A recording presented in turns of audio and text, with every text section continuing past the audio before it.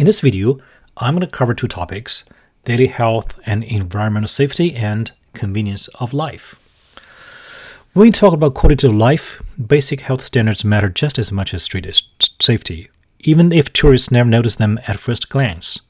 In the US, you can turn on almost any tap and drink the water without thinking twice. On top of that, strict FDA and USDA rules mean you can generally trust that the food in your grocery cart is safe. Sure, the system isn't perfect, but everyday Americans don't have to spend mental energy worrying if basic ingredients are going to make them sick. In China, that basic baseline of trust just doesn't exist. Boiling your water or buying plastic bottles is a non-negotiable daily chore because tap water isn't safe to drink anywhere in the country. Even the U.S. State Department and the CDC specifically issue health advisories warning travelers about food and water precautions in China. For foreign tourists, enjoying street food comes with a real threat of foodborne illness. And for local citizens, food safety anxiety runs deep due to a long history of massive supply chain scandals. Anyone in China old enough to remember recalls the devastating 2008 toxic infant formula scandal, where milk powder was spiked with industrial chemicals, sickening hundreds of thousands of babies and causing lasting damage. Fast forward to recent headlines about unwashed fuel tankers being used to transport cooking oil, and you realize these aren't isolated incidents.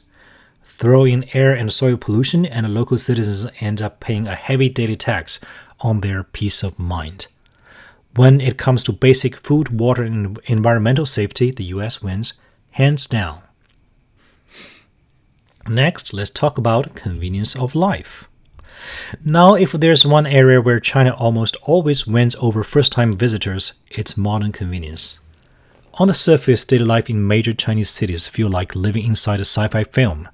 Shops, restaurants, and markets are built right into residential areas, so everything is within walking distance and you rarely need a car. It's like you're always living in the city center. On top of that, cutting-edge technology is deployed directly into daily life. We're talking about fully autonomous robotaxis running commercial routes in major hubs, automated drones delivering iced coffee and food orders to designated neighborhood kiosks in 10 minutes, and service robots bringing room service right to your door in hotels.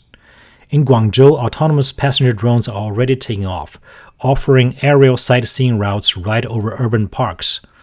Combine that with a high-speed rail and shared bikes unlocked with a single QR code scan, and physical life in urban China feels remarkably frictionless.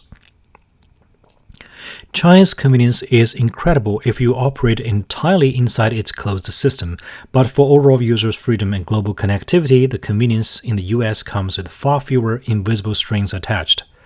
With a great firewall blocking Google, WhatsApp, and YouTube, you are forced to rely on VPNs or special roaming SIM cards just to stay connected. On top of that, traditional credit cards are rarely accepted, so visitors have to jump through hoops, installing local Chinese apps, uploading a scan of their passport, and setting up digital wallets, just to make basic everyday payments. For a first-time visitor, especially elderly tourists who are not tech-savvy, it can be a hassle. Overall, when it comes to sheer physical convenience, walkable neighborhoods, and fast transit, China wins hands down. Thank you for watching my second video.